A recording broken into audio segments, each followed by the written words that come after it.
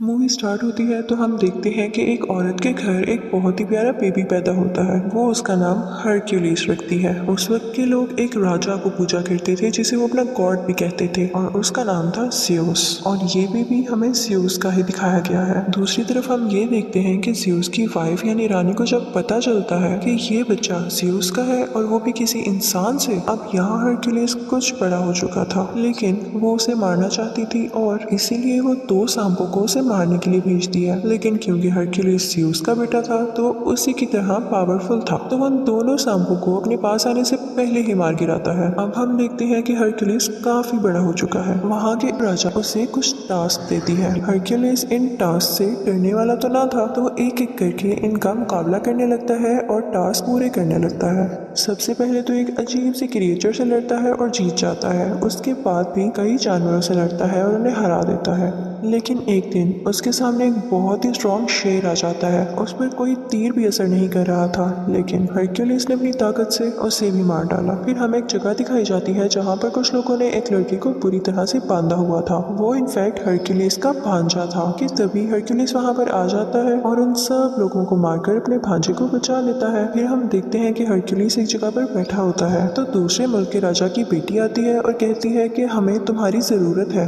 वो कहती है कि हमारे खास लोगों ने ही हमारे साथ चीट किया है और हर तरफ लड़ाइयाँ हो रही हैं जिसकी वजह से लोग मारे जा रहे हैं। वहाँ हरक्यूलिस के साथ एक आदमी बैठा होता है तो वो कहता है कि बीवी हमारे पास वक्त नहीं, हाँ अगर तुम ज्यादा पैसे ऑफर करो तो हम जरूर आ सकते हैं। तो वो शहजादी उनसे कहती है कि जंग में लड़ना तो फख्र की बात होती है। तो हरक्यूलिस उसे कहता है कि हमें हथियार बनाने के लिए पैसे भी तो चाहिए। तो वो शहजादी कहती है कि मेरे पापा यानी राजा बहुत अमीर हैं, तो वो तुम्हें बहुत सारा सोना दे सकते हैं। तो हरक्यूलिस मान जाता है और उसके साथ उसके मुल्क आ जाता है। वहाँ पर एक बहुत बड़ा स्टैचू लगा होता है जो कि ज़्यूस की वाइफ का था। तो शहजादी हरक्यूलिस को बताती है कि ये 5 साल में बना। यहाँ पर कोई भी नहीं यकीन कर रहा था कि यह वाकई ज़्यूस का बेटा है, लेकिन उस शहजादी के बेटे के लिए हरक्यूलिस तो कोई हीरो जैसा था। राजा उसे बताता है कि मेरे खास बंदे ने हमसे बगावत यानी चीट किया है और उसके बाद से पूरे मुल्क में लड़ाइयाँ चल रही हैं, इसलिए हमें तुम्हारी मदद की जरूरत है ताकि हम सब कुछ दोबारा ठीक कर सके। वो उसे ये भी बताता है कि वो एक नॉर्मल इंसान नहीं है बल्कि वो एक जादूगर है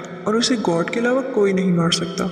वो उसे ये भी बताता है कि उसकी सोल्जर की टीम में एक ऐसी क्रिएचर है जो आधा घोड़ा और आधा इंसान है। अब हरक्यूलिस की टीम में जो लड़की आई थी वो पूछती है कि ये क्रिएचर्स कहाँ पर होते हैं। तो राजा का एक आदमी बताता है कि हमने इन्हें ना तो देखा और ना तो ये जानते हैं कि ये कहाँ रहते हैं, हमने तो बस इनके बारे में सुना है। अब हम देखते हैं कि हरक्यूलिस और उसके कुछ साथी यहाँ के किसानों को फाइट सिखा रहे होते हैं क्योंकि इनके पास कोई भी आर्मी फोर्स नहीं थी। हरक्यूलिस उनसे कहता है कि तुम सब एक दीवार की शक्ल में खड़े हो जाओ और जैसे ही वो इस तरह खड़े होते हैं तो हरक्यूलिस का एक आदमी उनकी तरफ भागता हुआ जाता है और वो उनकी बनाई गई शील्ड यानी दीवार को तोड़ता हुआ अंदर भाग जाता है। हरक्यूलिस उन सबसे कहता है कि इतनी कमजोर दीवार, अगर इसी तरह रहा तो तुम लोग हार जाओगे। अब यहाँ हरक्यूलिस इन सब फार्मर्स को ट्रेन कर रहा होता है कि हमें पता चलता है कि कुछ लोग इनके मुल्क पर अटैक करने आ रहे हैं। जब ये बात हरक्यूलिस को पता चलती है तो वो जंग करने से मना करता है क्योंकि वो कहता है कि जंग के बाद हमारे पास कुछ भी नहीं रहेगा।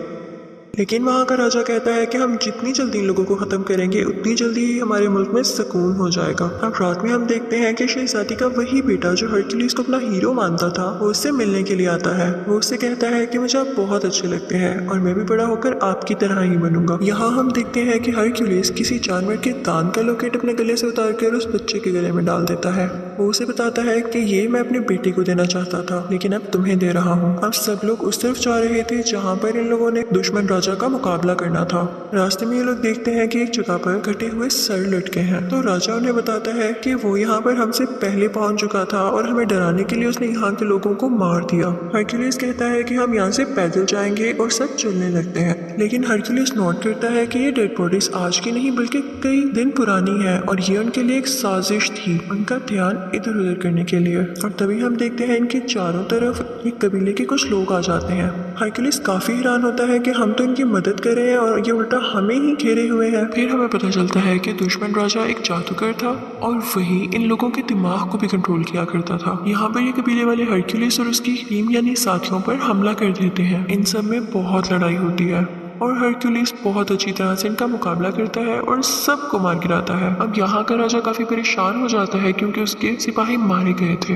हरक्यूलिस उसे कहता है कि मैंने तो आपसे पहले ही कहा था कि अभी ये सब ठीक नहीं है, मुझे अभी भी उनको कुछ सिखाना था। तो राजा उसकी बात मान लेता है, लेकिन हम देखते हैं कि हरक्यूलिस अब बहुत परेशान रहने लगा था और रातों को भी जागता था। वो ख्वाब देखता है कि उसकी फैमिली मर चुकी है और उसे अपने ख्वाब में 3 मुंह वाला क्रिएचर भी दिखाया जाता है। हरक्यूलिस के आदमियों में से एक आदमी उससे कहता है कि यहाँ आने से पहले मैंने ऐसे क्रिएचर से बात की जो कि कोड की बात सुनकर इंसानों तक पहुँचाती हैं और फ्यूचर के बारे में भी बताती हैं, और उन्होंने तुम्हारे बारे में ये कहा कि तुम्हें अपना इनकम्प्लीट काम पूरा करना होगा। लेकिन हरक्यूलिस बहुत परेशान था तो इस बात पर इतना ध्यान नहीं देता। हरक्यूलिस की एक बीवी और 3 बच्चे थे और उसके बच्चों को मार दिया गया था, जिसका कसूरवार भी उसे ठहराया गया और इसी वजह से उसे अपने मुल्क से भी निकाल दिया गया था। खैर, ये सब लोग दुश्मन राजा की तरफ पहुंच जाते हैं। देखने से तो ये लग रहा था कि जिन फार्मर्स को हरक्यूलिस ने थोड़ी बहुत लड़ाई सिखाई थी वो ठीक से लड़ नहीं सकेंगे और हार जाएंगे, लेकिन लकीली वो ये जंग जीत जाते हैं। फिर हम देखते हैं कि वो दुश्मन राजा हरक्यूलिस की तरफ बढ़ता है ताकि उसे मार सके। तो हरक्यूलिस फौरन से उसका घोड़ा गिराकर उसे कैद कर लेता है। कैद करने के बाद वो उसे राजा के पास ले जाता है। वो दुश्मन राजा कहता है कि तुमने मुझे बिला वजह कैद किया है, मैंने तुम्हारे मुल्क का कुछ नहीं बिगाड़ा। तो हरक्यूलिस कहता है कि अगर तुमने नहीं किया तो फिर किसने किया है। तो दुश्मन राजा उनसे कहता है कि तुम जरा खुद सोचो, जिस राजा के लिए तुम लड़ रहे हो अगर वो इतना ही अच्छा और ताकतवर है तो उसकी फौज उसके साथ क्यों नहीं है और उसे तुम्हारी क्यों जरूरत पड़ रही है। तुम जिसके लिए लड़ रहे हो वो इंसान ठीक नहीं है। रात को एक इवेंट होता है जिसमें राजा के सर पर ताज रखा जाता है क्योंकि उसने हर जगह कब्जा जो कर लिया था। वहीं पर उसका दुश्मन राजा भी बंधा हुआ था। सब उस पर हंस रहे थे, लेकिन राजा की बेटी यानी शहजादी जब ये सब कुछ देखती है तो उसे बिल्कुल अच्छा नहीं लगता। उसे उस दुश्मन राजा पर बहुत तरस आता है। हरक्यूलिस ये सब कुछ देख रहा था तो वो शहजादी के पास जाकर पूछता है कि ऐसा क्यों है, तुम्हारी आंखों में उसके लिए रहम क्यों आया। जो सच है तो मुझे बता सकती हो। वो बताती है कि जिस मुल्क का ये राजा है वहाँ का राजा मेरा शौहर था, लेकिन मेरे बाप ने उसे जहर दे दिया और खुद राजा बन गए, और ये राजा जिसे तुम लोग कैद करके लाए हो ये मेरे शौहर का खास आदमी था और इसीलिए वो मेरे बाप के खिलाफ हुआ और जंग शुरू होने लगी। वो कहती है कि इस सब में उस दुश्मन राजा का कोई कसूर नहीं, बल्कि वो तो हमारा दुश्मन है भी नहीं। इस सब के पीछे मेरे बाप का हाथ है, लेकिन मैं अपने बाप के सामने इसलिए कुछ नहीं बोल सकी क्योंकि मेरा एक छोटा सा बेटा है जो कि अभी उनके कंट्रोल में है। और वो उससे कहती है कि मेरे बेटे को यहाँ से ले जाओ और उसे अपनी तरह की ट्रेनिंग दो। यहाँ राजा का खास आदमी आता है और हरक्यूलिस से कहता है कि आपको राजा ने याद किया है। अब हरक्यूलिस राजा के पास जाता है तो राजा उससे कहता है कि मैं बहुत खुश हूँ कि तुमने आम इंसानों और किसानों को अपनी जंग के तरीके सिखाकर उन्हें जितवा दिया, और देखो आज मैं राजा हूँ। अब आगे से वो लोग दूसरे लोगों को लड़ाई के तरीके सिखाएंगे और आहिस्ता आहिस्ता मैं पूरी दुनिया पर कब्जा कर लूंगा, और ये सब तुम्हारी वजह से हुआ है, तो क्या तुम मेरे खास आदमी बनोगे। हरक्यूलिस सुनकर मना कर देता है तो राजा कहता है कि ठीक है, जैसे तुम्हारी मर्जी। ठीक है, मैं तुम्हें सोना देता हूँ और उसके बाद तुम यहाँ से चले जाना, और मैं राजा बन चुका हूँ तो मुझे तुम जैसे लोगों की अब क्या जरूरत है। अब हरक्यूलिस और उसके साथी वहाँ से अपना सोना लेकर चल पड़ते हैं कि तभी वो देखता है कि उसके आसपास गांव के लोग खड़े हैं। वो लोग काफी उदास दिख रहे थे। दरअसल वो नहीं चाहते थे कि हरक्यूलिस जाए क्योंकि हरक्यूलिस ने उन्हें रहने के तरीके जो सिखाए थे। हरक्यूलिस जैसे ये देखता है वो अपने सोने की थैली फेंकता है और कहता है कि मैं यहीं रहूंगा क्योंकि यहाँ के लोगों को मेरी जरूरत है। हरक्यूलिस का एक साथी कहता है कि आप क्या कर रहे हैं, हमें अपना सोना मिल चुका है और हमें यहाँ से निकलना चाहिए। लेकिन हरक्यूलिस के बाकी साथी भी अपना सोना फेंक देते हैं और हरक्यूलिस के साथ ही रुक जाते हैं, सिवाय उसी एक साथी के। वो अपना सोना लेकर वहाँ से चला जाता है। अब हरक्यूलिस के साथी सीधा राजा के कमरे में आते हैं, लेकिन राजा के आदमी इन सबको घेर लेते हैं। यहाँ शहजादी और उसका बेटा भी होते हैं। अब राजा का खास आदमी उसे बताता है कि आपकी बेटी हरक्यूलिस को कह रही थी कि मेरे बेटे को अपने साथ ले जाओ। ये सुनते ही राजा अपनी बेटी से उसके बेटे को छीन लेता है। यहाँ पर राजा का एक आदमी हरक्यूलिस पर अटैक करता है जिससे वो बेहोश हो जाता है, और जब उसे होश आता है तो वो देखता है कि वो बड़ी बड़ी जंजीरों से बंधा हुआ है। और तभी वहाँ पर उस मुल्क का राजा आ जाता है जहाँ पर हरक्यूलिस बड़ा हुआ था। हरक्यूलिस ने हमेशा उसका साथ दिया और उसके लिए कई जंगें लड़ी, लेकिन यहाँ पर इसने भी चीट किया और उसी बुरे राजा के साथ एग्रीमेंट कर लिया कि हम मिलकर दुनिया पर कब्जा करेंगे। वो अपने साथ 3 भेड़िए भी लाया था और उनके पास बिल्कुल वैसी थी जैसी हरक्यूलिस को ख्वाब में आया करती थी। वो सोचता है कि जब मेरी बीवी और बच्चों की डेथ हुई तब भी भी सेम ऐसी आवाजें मुझे आती थी, तो इसका मतलब इसके पीछे भी इन्हीं का हाथ था। हरक्यूलिस उनसे पूछता है कि आखिर तुम्हारा ऐसा करने के पीछे वजह क्या थी। तो उस मुल्क का राजा जहाँ हरक्यूलिस बड़ा हुआ था वो हरक्यूलिस से कहता है कि मुल्क के राजा हम थे, लेकिन तुम्हारे कारनामों और बहादुरी की वजह से सब लोग तुम्हारा नाम क्यों लेते थे। हमारे पास इसके अलावा और कोई ऑप्शन ही नहीं थी और हम तुम्हें भी नहीं मार सकते थे, और हमने इल्जाम भी तुम पर इसीलिए लगाया था कि उस मुल्क के लोग तुमसे नफरत करने लग जाए और सिर्फ हमारा नाम ले। ये सुनकर हरक्यूलिस को बहुत गुस्सा आता है, लेकिन जंजीरों से बंधा होने की वजह से वो नहीं हिल पाता। अब यहाँ हम देखते हैं कि वो राजा सबको एक एक करके मारने का प्लान कर रहा था, और इसके लिए सबसे पहले वो अपनी ही बेटी को मारने लगता है। ये देखकर हरक्यूलिस घबरा जाता है, तो उसका साथी उससे कहता है कि तुम कर सकते हो, अगर तुम हिम्मत हार गए तो हमारा क्या होगा। ये सुनते ही हरक्यूलिस में काफी हिम्मत आती है और वो उन जंजीरों को तोड़ देता है और खुद को आजाद कर लेता है।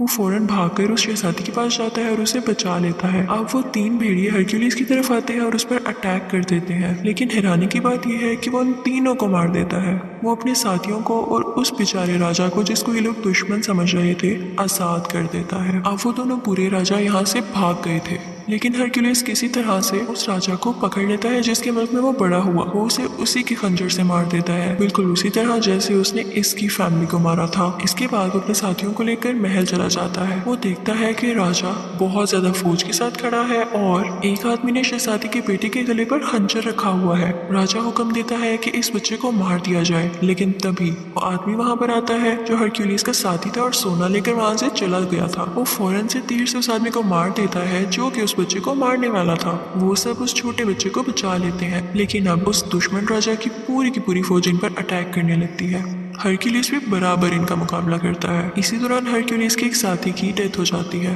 क्योंकि वो बहुत जख्मी हो चुका था।